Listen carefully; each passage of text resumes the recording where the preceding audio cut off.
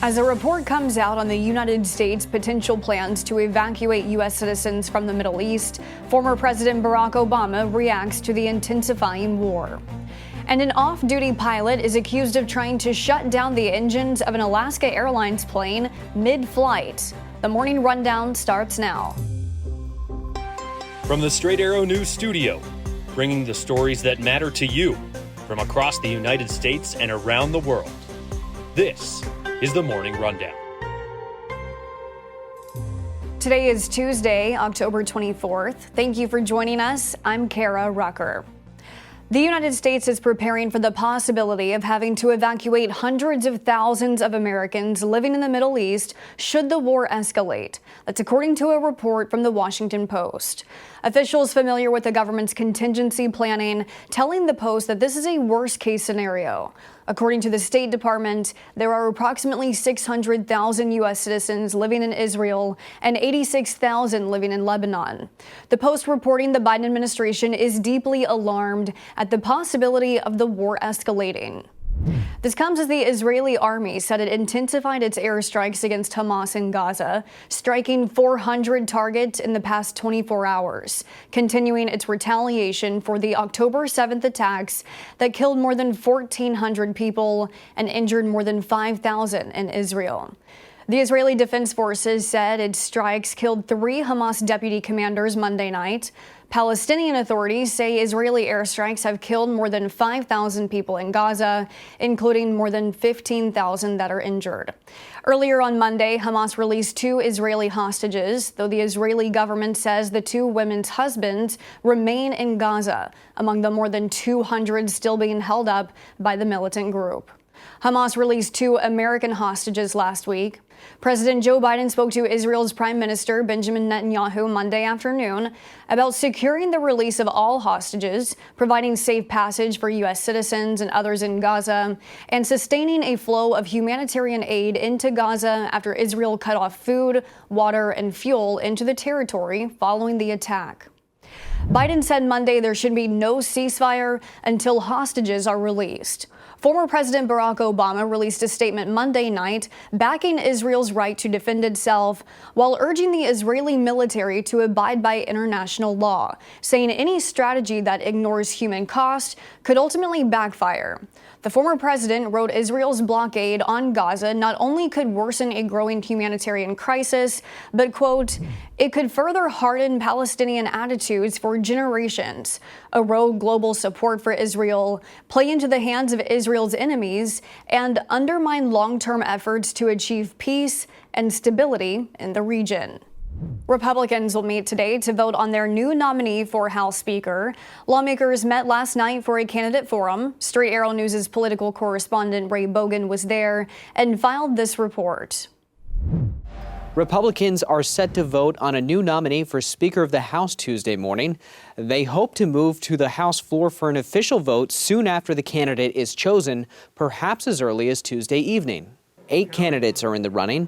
There were 9 until Pennsylvania's Daniel Mooser dropped out. During a candidate forum Monday night, the candidates made their case and answered questions about how they'd handle issues like government funding, border security, aid packages to Israel and Ukraine, and more. There's a rule in the Republican conference that members are supposed to support the nominee who is elected by a majority vote. But as the country has seen, not everyone has followed that rule, and some say that might happen again. Today marks 3 full weeks without a speaker in the chamber. You can find Ray's full report now on SAN.com. A mix of fog and smoke is being blamed for 7 deaths near New Orleans on Monday. What is called a superfog blanketed Interstate 55, causing multiple crashes, including at least 158 vehicles. That's according to Louisiana State Police. Authorities saying last night the number of deaths could increase as they continue to clear the crash scene.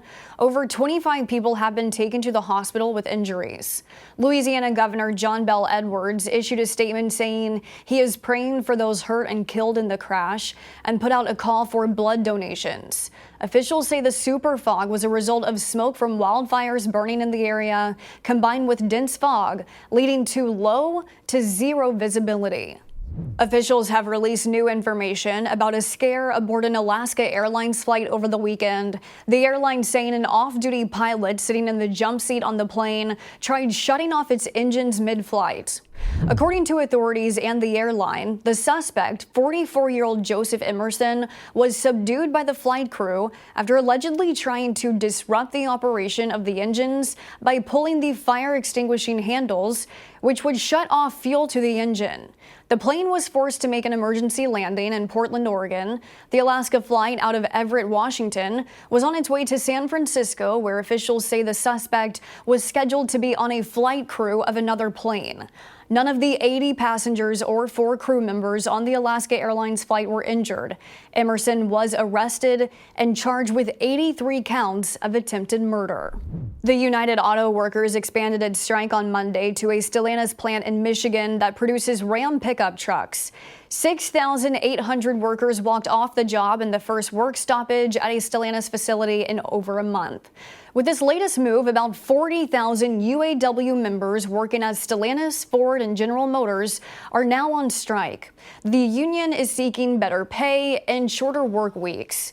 The big 3 Detroit automakers have come back with contracts that include pay increases and improved benefits, but UAW says what they are offering is not enough. The UAW saying in a statement that Stellantis, the maker of Ram, Dodge, and Chrysler vehicles, has the worst proposal on the table regarding wage progression, temporary worker pay, and conversion to full-time, cost of living adjustments, and more. The strike is now in its 6th week. Finally this morning, a 31-year-old dog who made it into the record books is being remembered.